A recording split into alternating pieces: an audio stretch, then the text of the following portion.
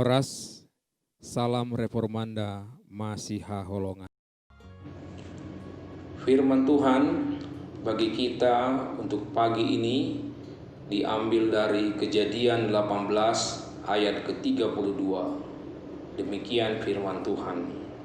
Katanya, "Janganlah kiranya Tuhan murka kalau aku berkata lagi sekali ini saja.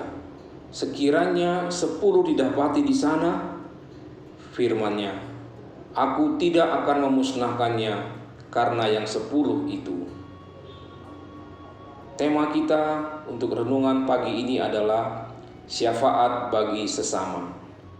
Ketika Tuhan mengungkapkan rencananya untuk menghancurkan Sodom dan Gomora karena kejahatan kota-kota itu, Abraham meminta Tuhan untuk menyelamatkan penduduk kota demi orang-orang benar.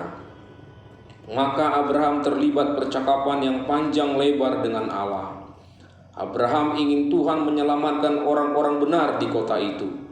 Lagi pula keponakannya Lot bersama keluarganya tinggal di kota itu. Tentu saja Abraham ingin melihat keluarga itu dilindungi Tuhan. Tetapi di atas semua itu, Abraham memiliki belas kasihan terhadap orang Sodom dan Gomora. Sambil dia memahami penghakiman Tuhan atas dosa, Abraham meminta Tuhan untuk mengampuni penduduk Sodom dan Gomora jika hanya ada 10 orang yang benar saja.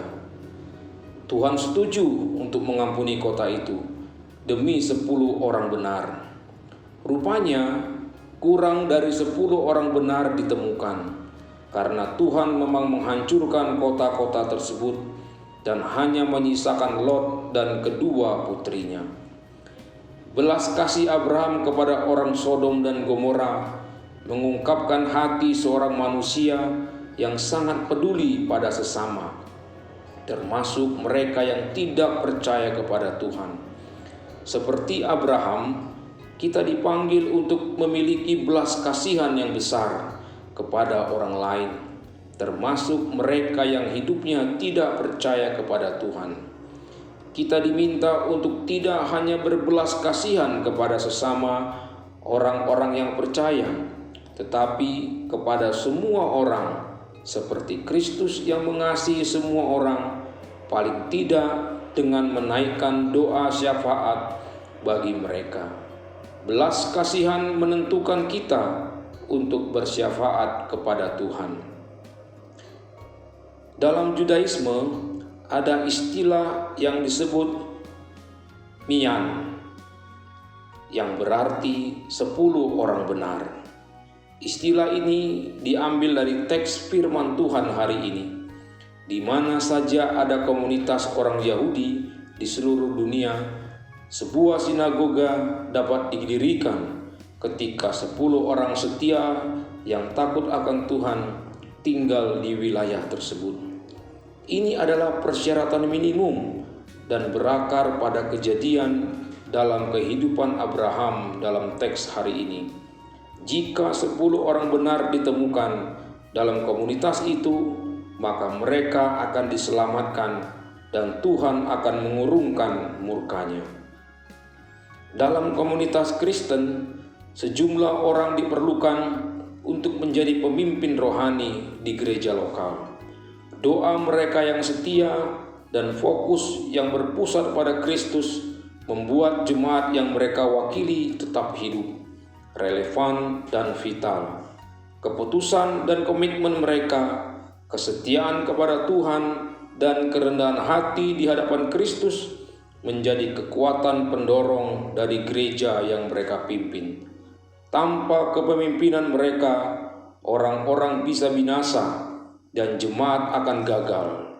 Mereka adalah tulang punggung gereja dan kebenaran mereka di dalam Kristus, meskipun mereka manusia dan tidak sempurna, memberkati jemaat dan komunitas lokal.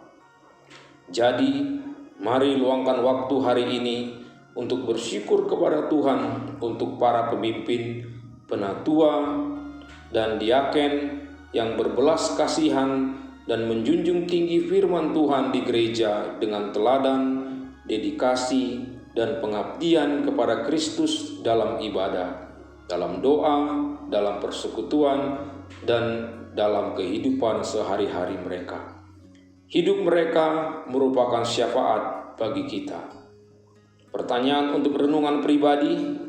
Yang pertama, apakah hari ini Anda berdoa syafaat bagi sesama, bahkan bagi mereka yang tidak percaya?